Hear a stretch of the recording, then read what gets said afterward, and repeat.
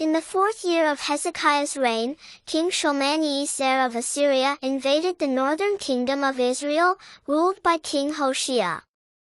God had warned these Jews that unless they stopped worshipping idols and obeyed him, they would become slaves of the Assyrians.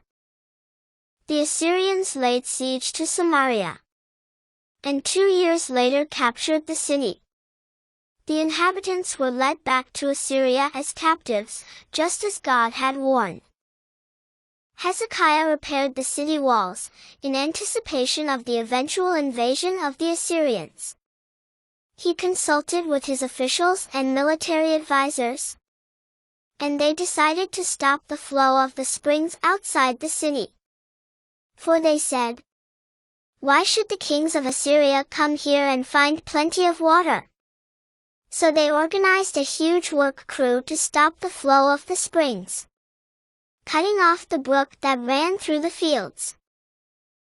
Then Hezekiah encouraged the people by saying, "Be strong and courageous.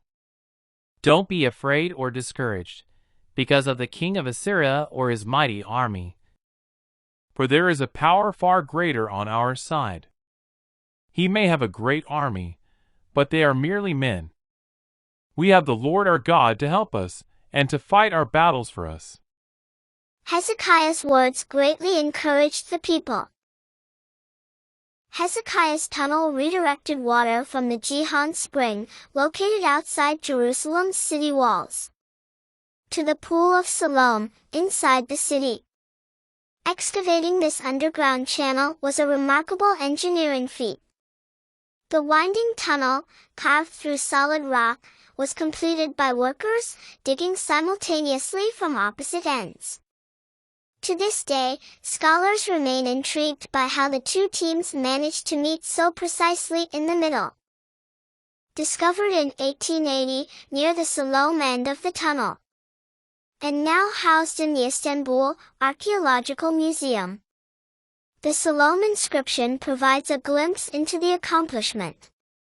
It states in part, "The way in which it was cut through, each man toward his fellow. And when the tunnel was driven through, each man toward his fellow, axe against axe." In the 14th year of Hezekiah's reign, the Assyrians, under King Sennacherib, returned to invade the kingdom of Judah. City after city fell to the powerful Assyrian army. The Assyrians laid siege to the city of Lachish. King Hezekiah knew that Jerusalem would be the next target of this mighty army. He prepared for battle, and at the same time, he sent a message to the Assyrians. "I have done wrong in siding with the Egyptians. I will pay whatever you demand of me to withdraw." The king of Assyria demanded payment of 300 talents of silver and 30 talents of gold. So Hezekiah gave him all the silver and gold in the treasuries of the royal palace and the temple. King Sennacherib of Assyria took the money, but did not leave the land. Instead he sent Rabshakeh, his supreme commander with a large army, from Lachish to King Hezekiah at Jerusalem. He summoned King Hezekiah, but the king sent his officials to meet with him. Rabshakeh delivered King Sennacherib's message. "Who are you counting on to rescue you? On Egypt? If you lean on Egypt, it will be like a reed that splinters beneath your weight and pierces your hand. Pharaoh, the king of Egypt, is completely unreliable. Perhaps Hezekiah has told you to trust the Lord your God. But isn't Hezekiah the very person who insulted the Lord? Didn't Hezekiah tear down all of the Lord's shrines and altars, and make everyone in Judah worship only the altar at the temple in Jerusalem?" Then Hezekiah's officials said, "Please speak to us in Aramaic, for we understand it well. Don't speak in Hebrew, for the people on the wall will hear." But Rabshakeh, the Assyrian commander, replied, "Do you think my master sent this message only to you and your master? He wants all the people to hear it. For when we put this city under siege, they will suffer along with you. They will be so hungry and thirsty that they will eat their own dung and drink their own urine. Then Rabshakeh shouted in Hebrew to the people on the wall. The great king of Assyria says, "Don't let Hezekiah deceive you. He can't deliver you from me. Don't believe him when he tells you that the Lord will rescue you. Were any of the gods of all the people, of the nations, able to rescue their people from my power, or the power of the other kings of Assyria before me? What makes you think your God can rescue you from me? What's more, do you think we have invaded your land without the Lord's direction? The Lord himself told us, 'Attack this land and destroy it.' These are the terms the king of Assyria is offering. Open the gates and come out. Then I will arrange to take you to another land like this one. A land of grain, vineyards, olive groves and honey. Choose life instead of death." But the people on the walls remained silent as commanded by Hezekiah. Hezekiah's officials went back to report to their king. They tore their clothes in despair and told Hezekiah what the Assyrian commander had said. When King Hezekiah heard their report, he tore his clothes, put on sackcloth, and went into the temple of the Lord. He sent his officials to the prophet Isaiah, who replied, "The Lord says, 'Do not be afraid. The Assyrians have blasphemed me. I will make the Assyrian king receive a message that he is needed at home.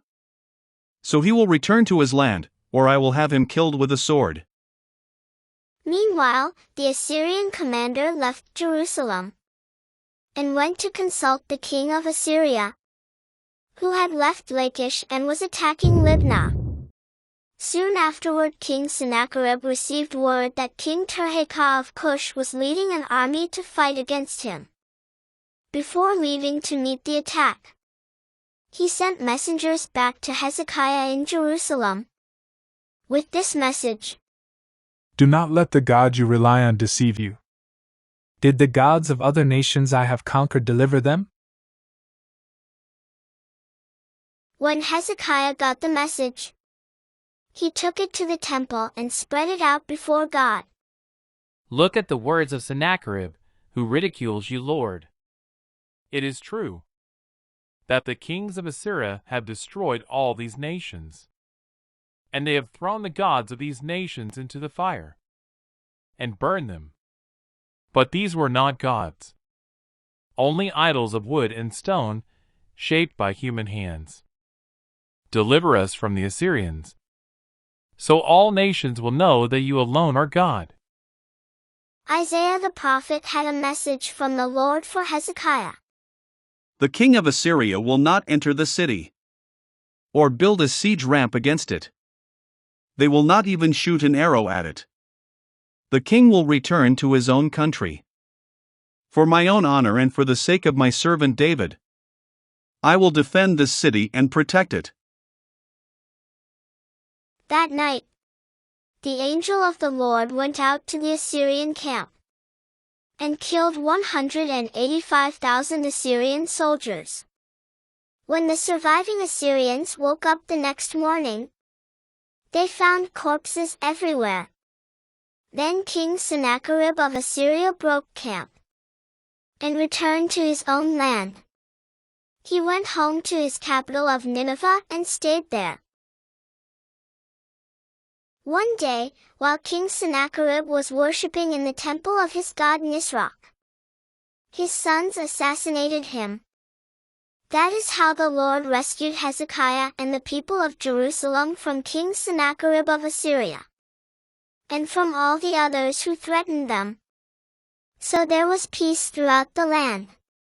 From then on, King Hezekiah became highly respected among all the surrounding nations.